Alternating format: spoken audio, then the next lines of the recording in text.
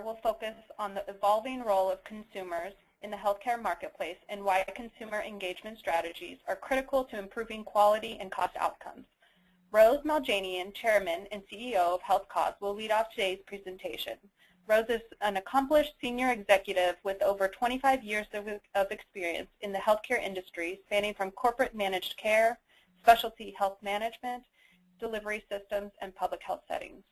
Today, Rose will discuss the importance of consumer engagement in health information technology, as well as provide an overview of a pragmatic tool called the Consumer eHealth Readiness Tool. This is an online tool that measures an organization's consumer engagement capabilities and practices. Rose will be followed by Dr. Gary Ozanich, Senior Research Fellow of the Center for Applied Informatics at Northern Kentucky University. Gary also serves as the Chair of the Business Development and Finance Committee for the Kentucky Health Information Exchange. Gary will present from the perspective of a user of the Consumer eHealth Readiness Tool, and he will discuss his experiences with this product. Although the PCPCC does not endorse this tool, we are extremely pleased to feature the Consumer eHealth Readiness Tool on this webinar as a means for educating our stakeholders about innovative tools that support the advancement of the medical home model of care. Before we begin with the presentations, I would like to go over some general housekeeping. This webinar is intended to be interactive, and we encourage participants to submit your questions throughout the webinar by using the drop-down question box on your dashboard screen. After the two presenters have gone through their slides, I will begin asking your questions to Rose and Gary. This webinar recording will be archived on our website, pcpcc.org, starting tomorrow. We will also provide links to other resources discussed today. Without further ado, I'll turn it over to our presenters. Rose, take it away. Thank you, Tara, and thank you to the PCCC for co-hosting the webinar today on the very important topic of consumer engagement, and thank you to all of you for being here. HealthCAWS is a company that I founded after spending many years in the delivery system and then in managed care and care management. I recognize that consumers and providers working closely together in the best of both worlds would be what solves our quality-cost dilemma. That means bringing together the expertise in population health and scale with the advantage of proximity to point of care and point of daily decision making. The acronym CAWS stands for Combining Accountability with Support. It is the foundation for our entire platform. Note the big A to the right. You will see that throughout my presentation. It stands for alignment and attributes of a patient-centered medical home. In case there are participants here who are not familiar with PCMHs in general, attributes and functions of a PCMH as defined by AHRQ and supported by PCPCC include comprehensive care, patient-centeredness, coordinated care, accessible services, quality, and safety. These attributes, again denoted by a big A, also by design, are the underpinnings of a successful consumer engagement strategy. So why shift to a consumer-centric model? It really is quite simple. Even for those not in practice that see themselves as a business-to-business supplier, consumers are truly the end users to all. Consumer actions influence outcomes, and thirdly, their loyalty to you and or to your clients determines your financial success. And you can trust me on this one. If the consumers of today do not get what they are looking for, they will vote with their feet and use new places and types of services that better meet their needs. Some quick points on the mega trends tied to consumer engagement. So providers, under varying degrees of risk models and risk for quality performance as well as true financial risk, are now recognizing the need for consumers pulling with them even when they're not physically with them. The health plans want to change a relationship from one of coverage decision maker to full partner in health and cost improvement. The employers are focused on human capital and productivity in addition to cost of care while they're navigating this very, very complicated benefits management environment. And then there are the new entrants. Ready or not, here they come. Everyone's now in the healthcare business, and consumers are using telehealth, telemedicine, and even we see the retail market really heating up. I'm sure many of you have seen the ads from Walgreens on the corner of Happy and Healthy, where they are really expanding the services they're offering. And I mentioned I spent a lot of years on the delivery side before focusing on building programs, was originally trained as a surgical critical care nurse. If you told me 10 years ago that while I was picking up something at a local retail environment, a drugstore, that I would roll up my sleeve and let a pharmacist give me my flu shot, I would have told you you were crazy. Well, guess what? It was a very convenient thing to do and turned out to be very efficient and safe care. Now, regarding context, if we want to succeed in consumer engagement, we can't just promote cool tools or deliver services and care in a silo. We need to position ourselves and our tools as part of a full continuum of health and health care, from wellness to end of life, and then emphasize that value out.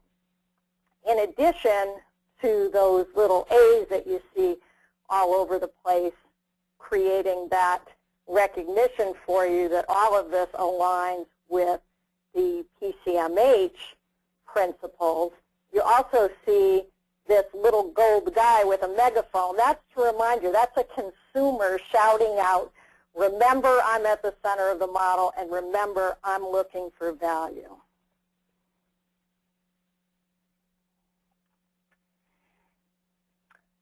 So what users want? If you get nothing else out of this presentation, I want you to remember this slide on requirements for consumer engagement. There are lots of consumer engagement models, lots of models for consumerism. I like Ken Kaiser's 5 C's, so included that for you here too. But I boil it down to 3 concepts, and it's ease of access, work required, and value out. Like the early PHR days, if for consumers it's too much work or they're not getting what they want, again, they just won't use it. This does not only apply to technology, it goes from long waits in waiting rooms, too much paperwork, difficulty scheduling, and clumsy transition of care processes. We need to realign all of that and focus on the consumer.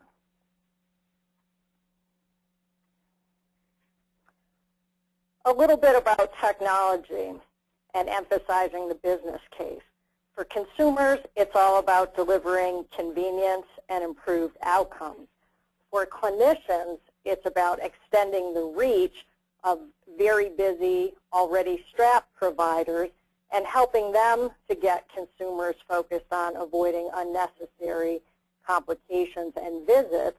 And thirdly, while not as big as a potential for cost of care savings, it can help lower administrative costs and reduce things like mailers, inbound calls, and manual work.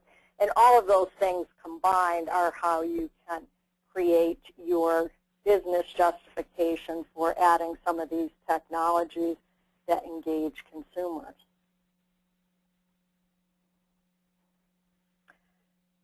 So in summary on this kind of market overview, how are we going to accelerate consumer engagement?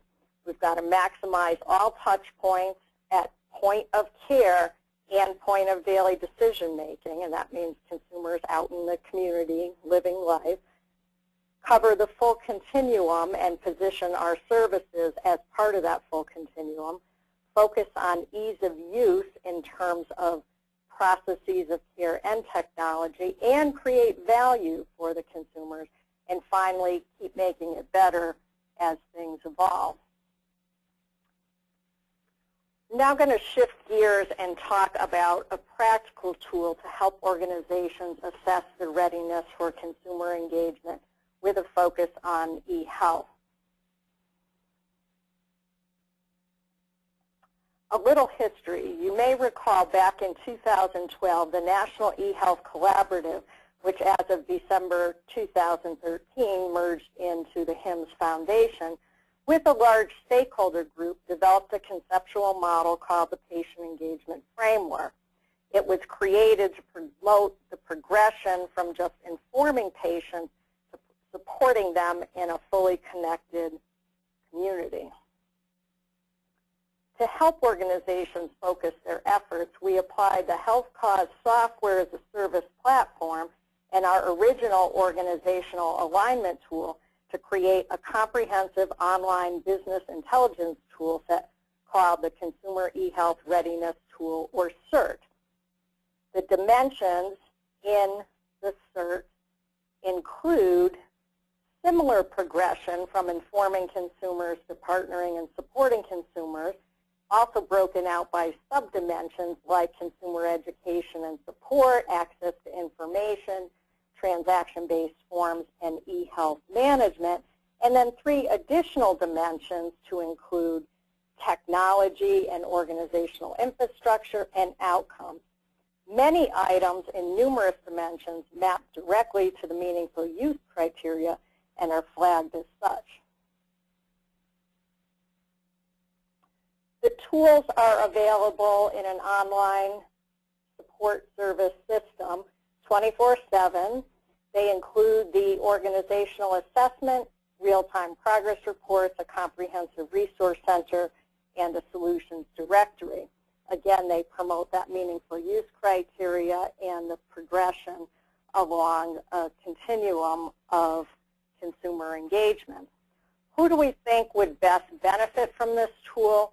We know hospitals and physician groups, ACOs, PCMHs, even federally qualified health centers and other organizations, as well as health plans who are supporting their network of providers, HIEs and RECs, and essentially any other company that is focused on the business of advancing consumer engagement. In this slide, you see a depiction of the basic screen that you have in the support service tool, and I'll talk about a couple of them in a little more detail, but they progress from the organizational assessment, getting your reports, access to the resource center and solutions directory, and this is all framed in a quality improvement model. And the quality improvement process goes like this. So first, you use a tool to organize yourselves. A lot of organizations don't even know how they're defining consumer engagement, who's responsible for it. So this helps them to pull together who are the responsible leads and teams that are going to work on this. Create an initial baseline by completing the initial assessment. Get your real-time progress reports, which you can analyze at all 3 levels, at the summary, detail, and opportunities level. Then hold your team meetings to start to prioritize your findings, create an action plan, and then continuously improve by updating your assessments and action plans. The technology itself is very easy to use. All of the functions are accessible from this single welcome screen with easy-to-use point-and-click go buttons to access the various functions, my assessment, my progress reports, my resource center, etc.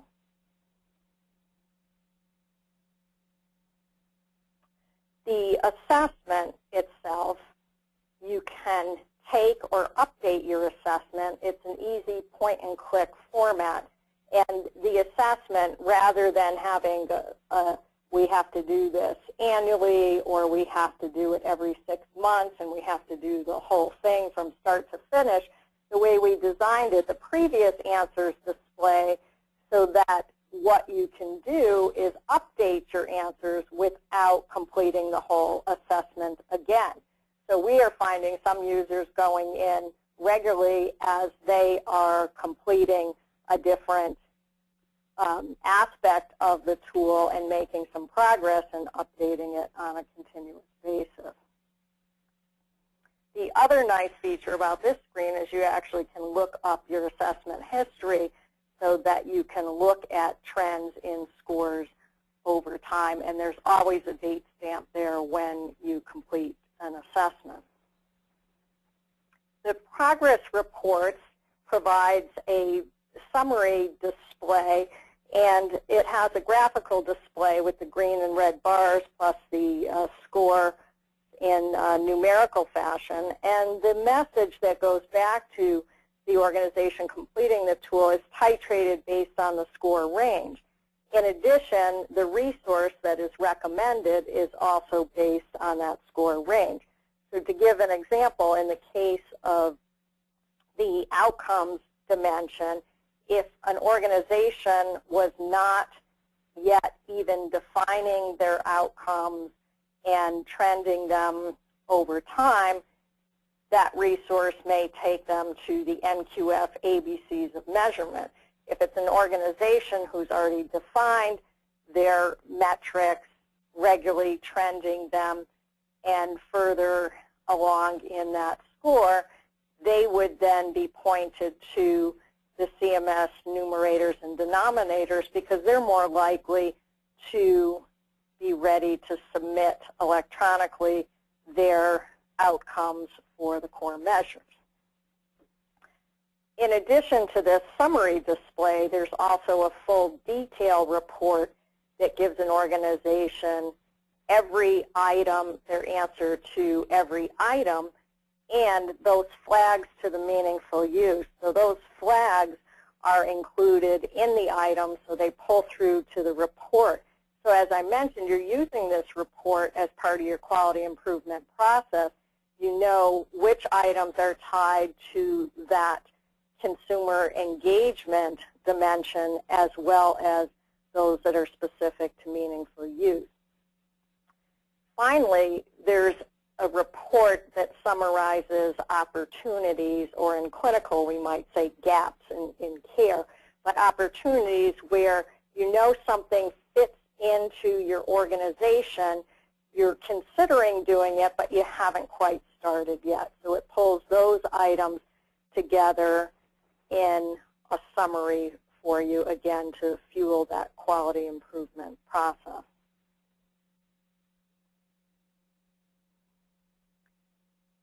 The Resource Center, we have had feedback, is a very, very helpful tool for folks because while those of us that are very close to the process, we know terminology like blue button and ONC and NQF and measures, and what happens is organizations, especially busy clinicians, don't know or remember where these things are found. So the Resource Center will pull together all of those resources in one place so that they can find them easily. And at least on my screen, I am still showing the progress report. So for some reason, the slides are not advancing, but I'll just continue verbally while the folks at TCPCC look at that for us. The value proposition, when we think about the value proposition for using a tool like this, there's a lot of savings in administrative costs and even consulting costs. I tell organizations, please don't spend $100,000 on consulting just to figure out who's on first. Save your precious consulting dollars for help with implementation and solutions rather than just getting organized. So this tool affords a very easy way to accomplish that without spending dollars that will actually go toward initiatives that directly help the consumers. Also, in terms of the ROI, and I know Gary is planning to cover this again in his presentation, but the value prop includes, we know there's a growing evidence body that engaging consumers in their care leads to improved clinical and financial outcomes, and we know that there's bonus dollars very specifically tied to meaningful use. And in addition to that, now we're seeing all kinds of value-based contracts that include things that we've talked about, that care coordination, the transition management, avoiding readmissions, and thirdly, a big, big bucket, the patient or consumer experience. Again, emphasizing the importance of consumer engagement and the bigger piece and what we're doing here. So I thank you. My contact information is included in the slides if you need to reach me or have any questions about the marketplace or HealthCAWS. And now I'm going to turn it over to Gary to talk about the Kentucky Health Information Exchange experience, supporting a broad array of stakeholders, use of the CeRT, and value they've derived from using it. Gary? Thank you for inviting me to participate in this. And essentially what we're going to do is talk about, provide an overview of the CeRT tool and how it's used as part of the larger strategic plan for health information exchange and larger strategies by the Kentucky Cabinet for Health and Family Services. My presentation will focus on a very quick level set on health information exchange in Kentucky. We'll talk about how Kentucky is using CeRT. We'll review a survey of providers who are using CeRT, and the questions we ask them also involve attitudes and activities toward consumer engagement. And then we'll talk about the benefits and return on investment relative to using CeRT. In Kentucky, we have a statewide health information exchange using what we like to call a quasi-public utility model. We connect to all entities on a non-discriminatory basis and provide connection across the Commonwealth, essentially not only in the major urban areas, but of course to the lesser served populations. We currently have 592 participation agreements with the Kentucky Health Information Exchange that covers 1,244 points of care. So it's a very broad network. That's a statewide network. We have participation across the Commonwealth, and really there's no particular geographic focus. It really covers the whole state. We have 712 live connections of those 1,244 points of care covered under the participation agreement. So we have 712 locations on our health information exchange. We've shown a general hockey stick type growth, both in terms of the CCD connectivity or using virtual health record through a portal. So we're showing great growth, and also in the area of ADT transactions, lab transactions, and the like. In terms of consumer engagement in Kentucky, I think there is a recognition that with all of the money being invested in health IT, that really the ROI requires a change in consumer engagement and changing consumer behavior. Also, as far as consumer engagement in Kentucky is concerned, we are very appreciative of the fact that meaningful use stage 2 requires verification that 5% of patients are viewing, downloading, or transmitting electronic records.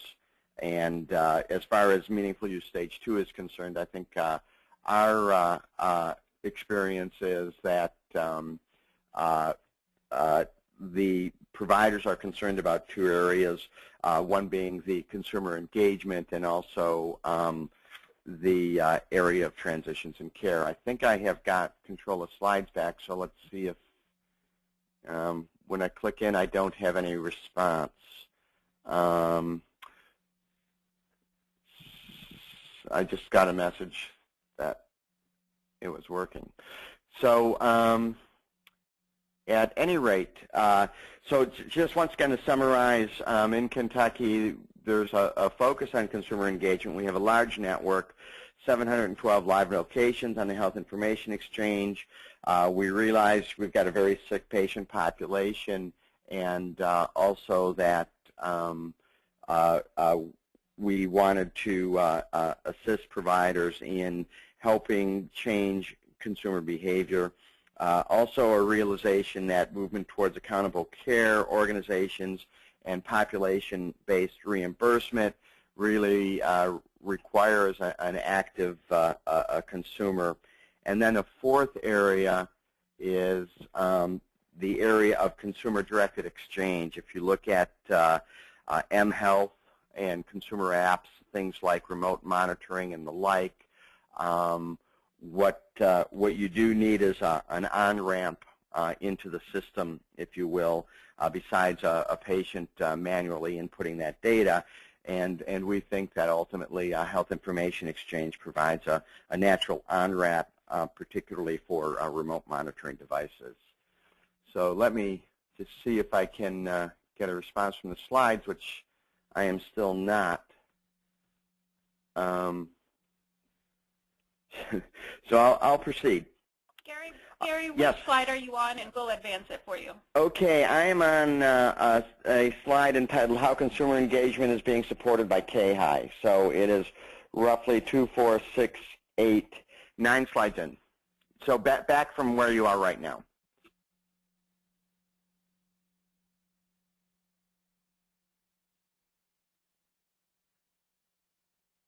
Here we go.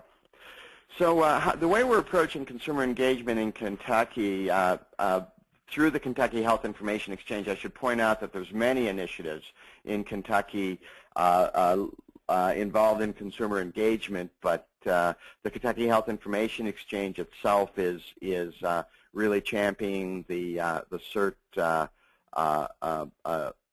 business intelligence tool and likewise attempting to encourage providers to use the Health Information Exchange in their consumer engagement planning.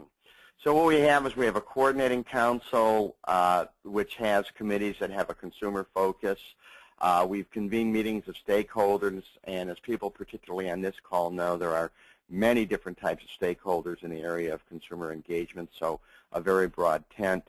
We had a Governor's Office of Electronic Health Information marketing campaign. You're probably aware that our health insurance exchange in Kentucky has been relatively successful, and a lot of that has to do with direct marketing to the consumer, and so that essentially is also coming out of the Cabinet for Health and Family Services. We were the first to adopt the Consumer eHealth Readiness Tool, which we're talking about. And we understand that consumer engagement is a top priority for meaningful use stages 2 and 3.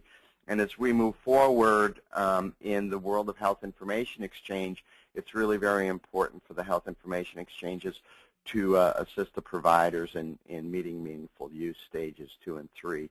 And as I stated earlier, there is great provider concern about consumer engagement requirements under MU Stage 2.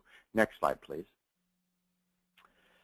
So what CeRT brings to Kentucky, we believe leadership and consumer engagement. We think that CeRT, as Rose mentioned, actually flags meaningful use requirements. So if you're using CeRT and you're putting in, if you're a provider and you're putting in data about your facility into CeRT, it will actually flag the items that are required under meaningful use stage 2, and there's some flag that other possible areas for 3, but you can actually get an audited review of your patient engagement strategy relative to meaningful use by using CeRT. We think it will enable bringing incentive funds into Kentucky more quickly. You know, it's always a question of attestation for meaningful use stages 1 and will soon be for stage 2. We also think CeRT will be very cost-effective, particularly as it's used across the state. As Rose mentioned, the CeRT is really relatively low priced, and we really think that you get an ROI on it from week 1. If you're a provider and you have to come up with a consumer engagement strategy, what do? Well, you either hire a consultant, which is going to be in probably 3 hours, equal to the cost of using CeRT for a year, or you'll have staff meetings and you'll burn staff FTE hours. Also, it's mapped to a framework. As an academic, and as I'm certain many individuals on this call are aware, the literature in consumer engagement is really a hodgepodge. It's really rapidly evolving, and you know, you really need a framework or some context for your strategy for consumer engagement. So this provides a framework, and then ultimately the tool itself is very easy to use. It's iterative and comprehensive, and I think you'll see those results as we look at the survey. Next slide, please. So we developed an early adopter plan for entities connected to the Kentucky Health Information Exchange who wanted to use CeRT. First, CeRT is independent of the Kentucky Health Information Exchange. The Commonwealth of Kentucky and its affiliates have no access to individual provider data related to CeRT. Why that is important is consumer engagement is a key strategic element of planning in this rapidly evolving payment reform, healthcare reform model. And providers, I think, would feel uncomfortable, we felt, if anybody from the state or any other entities had access to individual data about providers. We do get aggregate data for the providers using CeRT. So while we don't have access to individual data, we do have standardized measurement. So we think another key advantage of using CeRT across so many locations in Kentucky is it gets everybody using the same vocabulary. It gets everybody using the same measure. It allows us to do some baseline tracking and common measurement for watching consumer engagement evolve across the state. Next slide, please. So the decision was made to underwrite 48 one-year licenses for providers using CeRT. And we did it in 2 stages. What we did is we first said we were going to make it available to 13 locations, and there was such overwhelming demand by the providers that we found it, very difficult to choose between them. We did have a selection process where it's stratified by the number of licensed beds or the number of providers in a network. And we received 48 applications for the initial 13 licenses. And after reviewing the enthusiasm by the providers and what the benefit we thought it would bring for patient engagement, we decided to expand to 48 the number of one-year licenses that we were underwriting. The Kentucky Health Information Exchange was underwriting for providers. Next slide, please. So we did a survey on our first wave of users, and this is by provider organizations, and just asked them to respond to some basic questions as they've used CeRT. Patient engagement, this is provider response once again. Patient engagement is important in my organization's overall strategy. 89% agree, 11% neither agree nor disagree, but I believe that most providers see where things are moving and the importance of having an actual strategy as Rose detailed. Next slide, please. The additional resources provided by CeRT were useful in planning for consumer engagement. Agree or strongly agree. Once again, we had about 88%. I mean, that's really, we felt evidence that we were spending money and providing support in a wise way, in that the providers were so positive in terms of their use of CeRT for planning consumer engagement. And remember, as far as research is concerned, what we also like with such strong enthusiasm is that they'd be using common measures and common terms and really a common approach. Next slide, please. CeRT has been beneficial in developing my organization's consumer e-health strategy. Agree or strongly disagree, we had 78%. We had 0% disagree or strongly disagree. We just had 22% who neither agreed nor disagreed. And that could very well be just because they just found an affirmation of the strategy they had been implementing. Next slide, please. CeRT was easy to use. 78% agree. Once again, 22% neither disagree or either disagree or have no opinion. And that likewise, I think, is evidence that it's a very straightforward tool to use. Next slide, please. Using CeRT will make it easier to attest to meaningful use stage 2. Agree or strongly agree, 2/3 said that. And once again, these are providers who will be in various stages relative to attestation. Now they've been hooked up to the Health Information Exchange, so it's safe to assume that they've all attested to MU stage 1. We've had high success with that. So it's providers who understand they need documentation and they need a strategy. And once again, some of this is tied to that 5% view, download, transmit, and some of this is tied to transitions in care. And so it's really hitting some of the hot points for the providers. Next slide, please.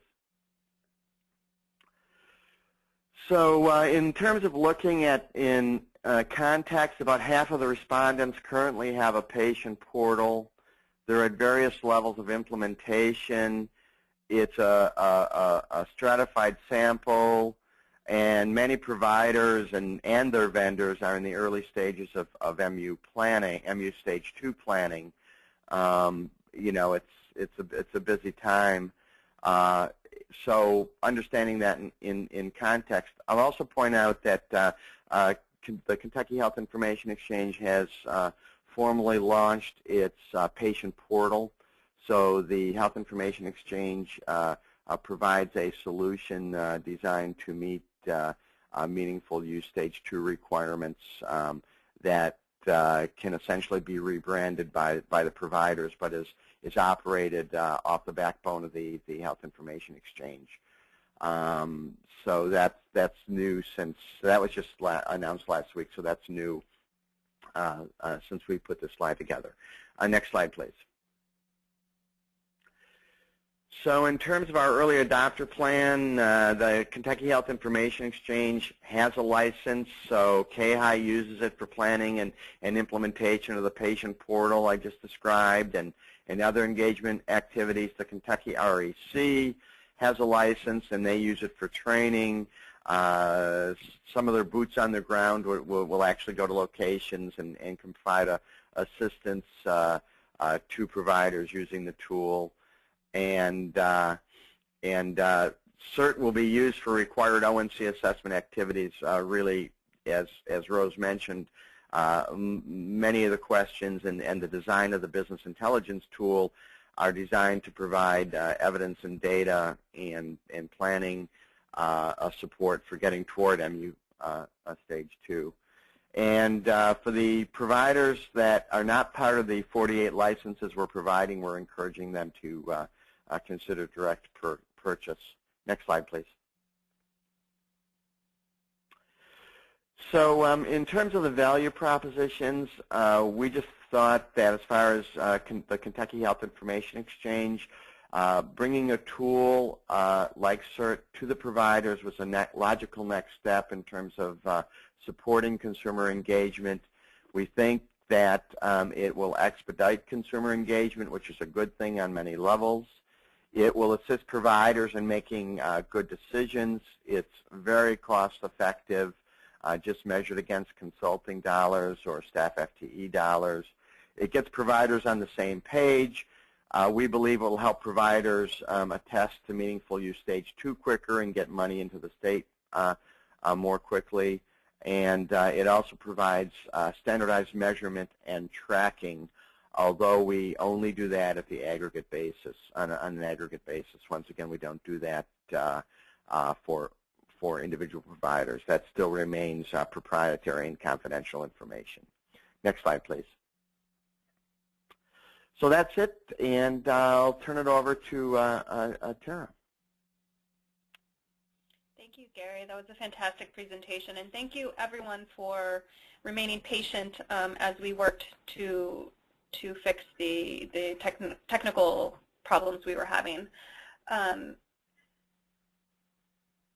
As a reminder that everyone, you can look on your dashboard and type in questions, and I will go through them as I receive them. We have received quite a few questions, and I'll go ahead and start.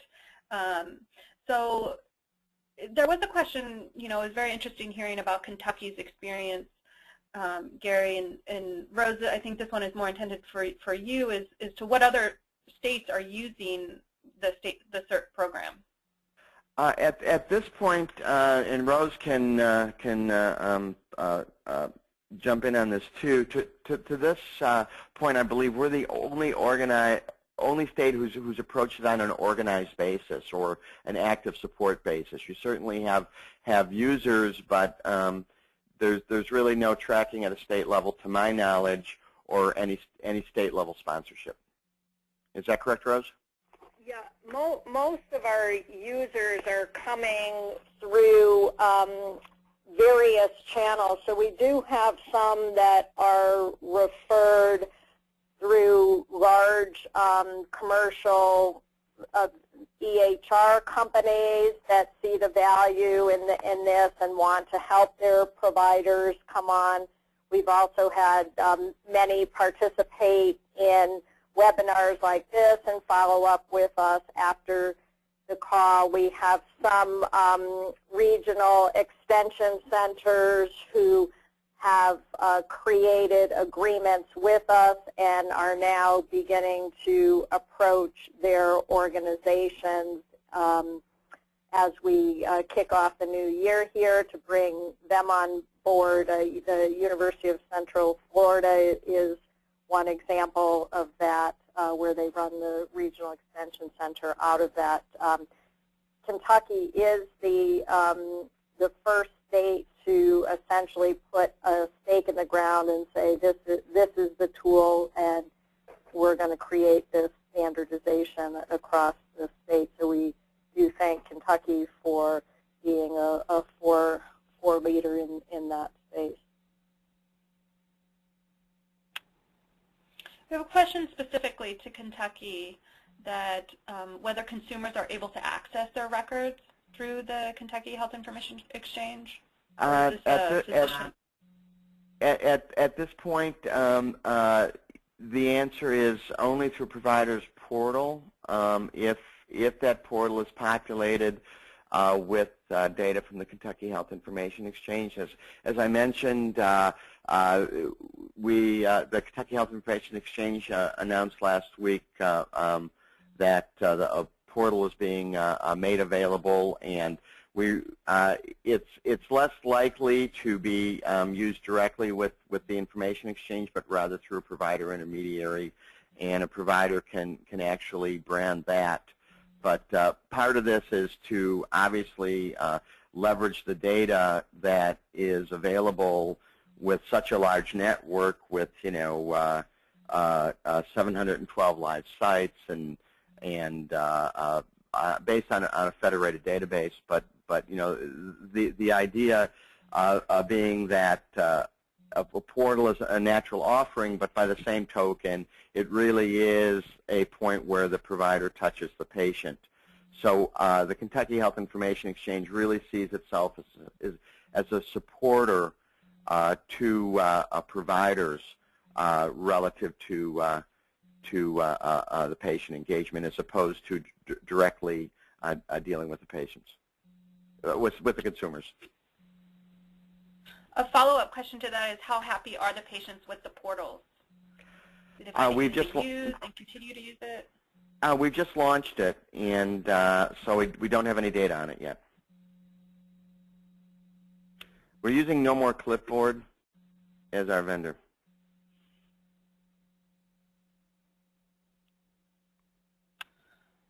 We have a question on, are any of the providers exclusively serving pediatric populations? And if so, are there any unique issues for the subset of these patients and families? To my knowledge, none of the providers are serving a specific pediatric population. I'm very certain of that, actually. And special concerns, Rose, would you think that relative to the pediatric population, I mean, the major issue, of course, with consumer engagement in the pediatric population has to do with tethered portals, and whether caregivers, parents have to log on to multiple sites and the like. But Rose, is there anything you would like to address about that? No, I think that for the pediatric population, the same kind of infrastructure is required as with the adult population, and especially for the young peds that aren't emancipated adults. You've got to go through that guardian to interact along with the especially small child and get them on board, and it's it's about creating the right environment and interaction with those pediatric patients, coupled with their parents. And it's from a consumer engagement perspective, because we have had some interest from pediatric populations, I say, what a perfect opportunity to set the example for the next generation, to have these kids witnessing a parent interact with a doctor and ask questions and ask about treatment alternatives and look at information. If you can start getting the parents to interact with their kids, with their providers in that way, we're laying a tremendous foundation for the consumers of the future.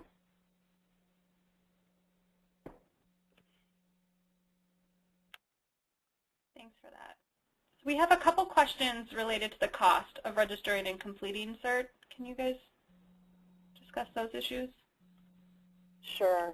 We set, HealthCAWS, when I founded HealthCAWS, it was with a kind of give back philosophy. So for providers in particular, we were very sensitive about the licensing fee on this, and we set it at a $500 to $1,500 for the full year 24/7 access.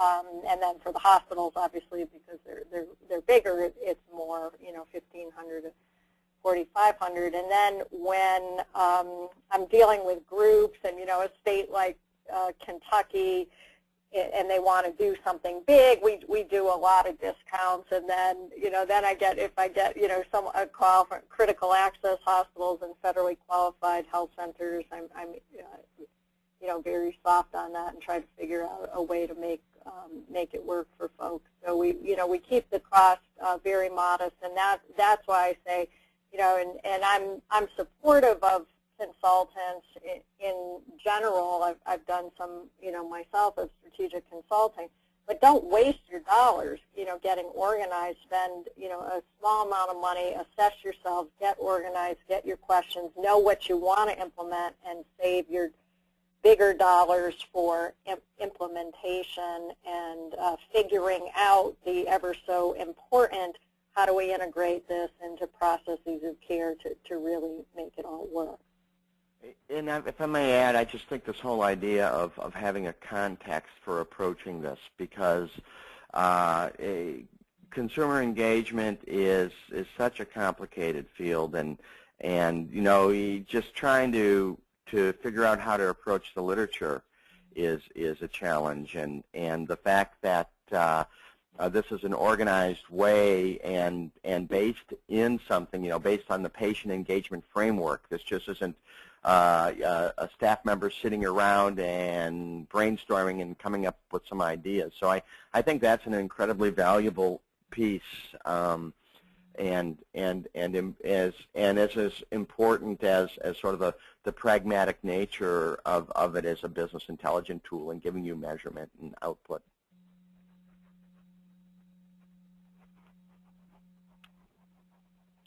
Looking at the actual settings that these are implemented in, one of our participants wants to know a little bit more of, can you describe the medical settings using the connections? It varies, and the survey itself, we cannot connect the responses to the survey to a particular entity. We just know they had the license, and so that's a little bit complicated. I would say that we did approach it on a stratified basis. So in other words, we had very large IDNs. We had ambulatory networks of less than 25 physicians. So we did not, just given sort of the nature of the response, and also just anecdotal evidence in terms of speaking with people, it's been a very positive response in all of those settings. What we did in the fall with National eHealth Collaborative, we brought one of an FQHC that is using CeRT, and had them do an explanation of how they're using it, and their multiple location FQHC, and I believe that a tape of that presentation is probably still available on the NEHIC website, which is probably the HIMSS website right now. So I can't give a very specific answer except to say we wanted a stratified sample. We wanted to make it available geographically stratified, and also stratified based upon licensed beds, or for ambulatory locations based upon physicians in the network. So I'm sorry, I can't be more specific. And if there was a very practical bent to that question as well, beside the type of providers, how hard is it for them to get on?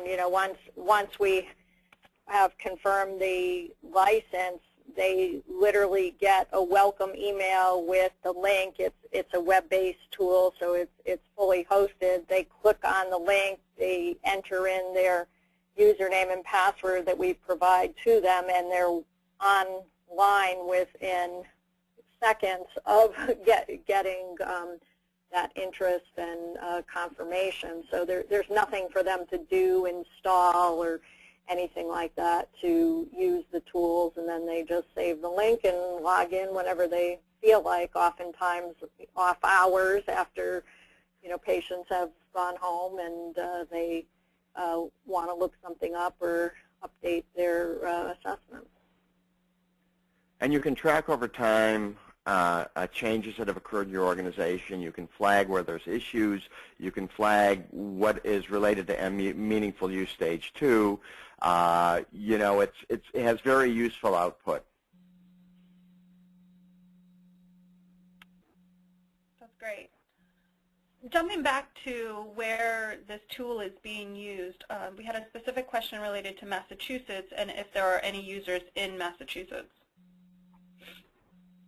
Well, without, I hope. How about this? You know, Massachusetts.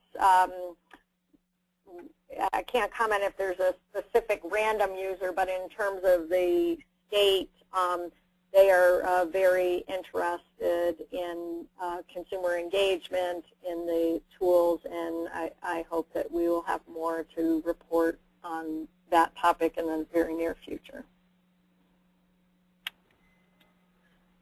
Well, thank you both, Rose and Gary. We're coming to the top of the hour, and I think we've come to the end of the questions as well. So thank you guys for giving us a great presentation, and for all of you participants who called into this webinar, joined this webinar. We thank you again for remaining patient as we work through those technical issues. And I hope everyone has a lovely afternoon. Take care. Thank you, everyone. Thanks.